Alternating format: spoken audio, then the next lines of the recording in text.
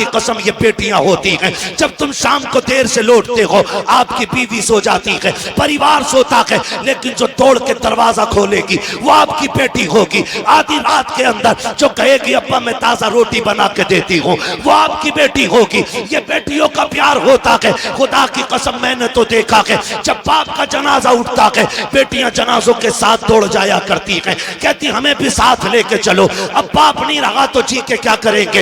ये बेटियों का रिश्ता होता है। लेकिन बापों से भी हाथ जोड़ के गुजारिश करूंगा, तुम्हें खुदा का वास्ता है, अपनी बेटियों को शादी के बाद लावारिस न करना, इनसे रिश्ते ना तोड़ देना। भाइयों से कहना चाहूंगा, बाप के इंतकाल के बाद बहनों से मुंह न मोड़ लेना, इनके लिए दरवाजे बंद न करना। ये कभी छुट्टी मनाने के लिए तेरे दरवाजे पे आ जाएं तो इनको बोझ ना समझना। तुम नहीं जानते हो, जिन घरों के अंदर बेटियों के लिए दरवाजे बंद हो जाते हैं, उन घरों में रहमतें नहीं आया करती हैं। रहमतें उस घर में आती हैं जिस घर में बेटियां मुस्कुरा के आया करती। वाह वाह, सुभान अल्लाह, वाह वाह। माफ कीजिएगा, बात थोड़ी कड़वी कर गया मैं, लेकिन माफ करें यार। अगर आपने बेटी को जहेज दे दिया है तो इसका मतलब यह नहीं है कि आपने बेटी को बेच दिया है। अब बेटी का घर में कुछ नहीं रह गया।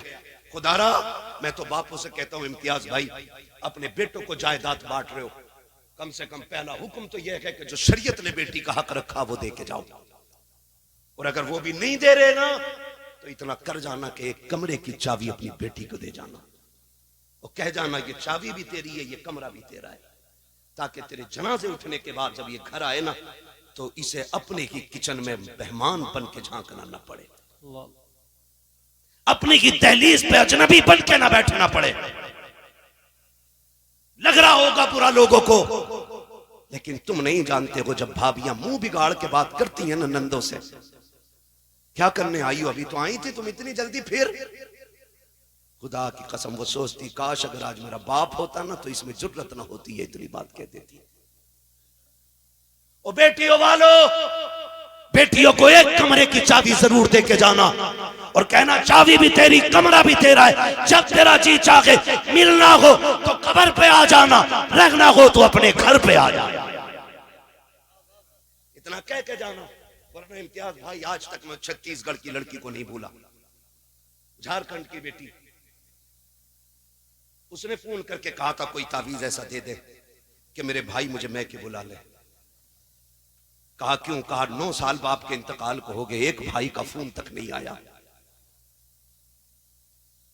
ये राहें तकती हैं बहनें तुम्हारी। तुम 2 रकात पढ़ के मेले में चले जाते हो, कभी 2 रकात पढ़ के बहन के दरवाजे पे भी चले जाया करो। गलत नहीं कह रहा हूं मैं, बहुत कड़वी बात मैंने आपसे कह दी है। तुम नहीं जानते बेटी क्या होती है, तुम्हें नहीं पता बहन क्या होती है। खुदारा इन्हें लावारिस न करना।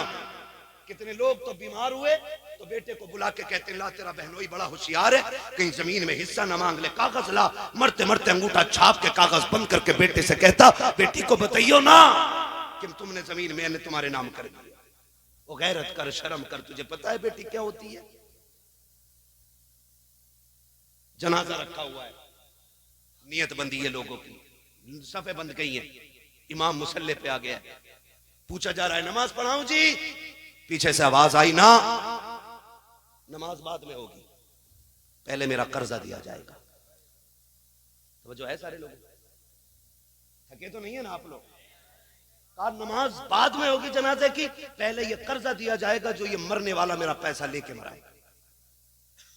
4 बेटे जो नमाज में खड़े थे, कितने? 4 बेटे।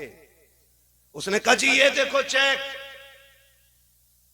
मरने वाले का है, 4 लाख का कर्जा इस पे, नमाज बाद में होगी, पहले कर्जा दिया जाए। बेटे घुस गए सफों के अंदर ताकि कोई पकड़ के भी आगे ना कर सके। नमाज से जनाजा रुक गई, बात चलते चलते घर तक आ गई। बेटी भी मैयत में आई थी, एक बेटी थी, उसे पता चला कोई तेरे बाप की नमाज जनाजा नहीं होने दे रहे। कहा क्या हुआ? क्या कर्ज मांग रहे हैं। उसने मकान की चाबी उठाई और बच्चों को साथ लिया, वहां आ गई जहां जनाजा रखा था। उसने कहा किधर है पैसे मांगने वाला जिसका कर्ज मेरे बाप पे?